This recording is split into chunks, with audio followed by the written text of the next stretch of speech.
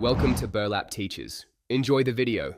You'll start by confirming the essentials: your monitor's input and the Xbox's outputs. Plug power into the console and connect HDMI to the monitor or into an adapter if needed.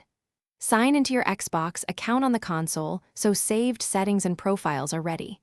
If you prefer streaming, make sure the PC and console are on the same network and that Xbox app is installed. Once done, position the controller and keep cables tidy so you can switch quickly between direct and streaming methods. Now connect video and configure output. Set your monitor to the correct input and confirm refresh rate.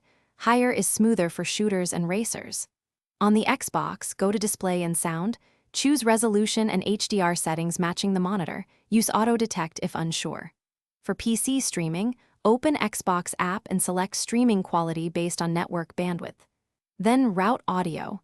Select monitor speakers or attach a headset to the controller. Make sure controllers are paired and tested, because latency and input mapping matter for gameplay.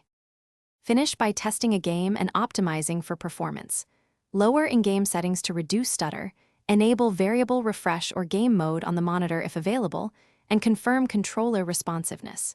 If streaming via the Xbox app, move to a wired Ethernet or 5 GHz Wi-Fi and lower streaming bitrate to fix lag.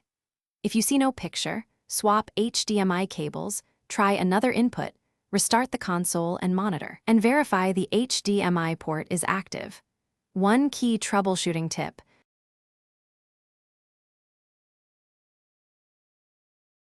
Thanks for watching. Consider subscribing if this video helped you.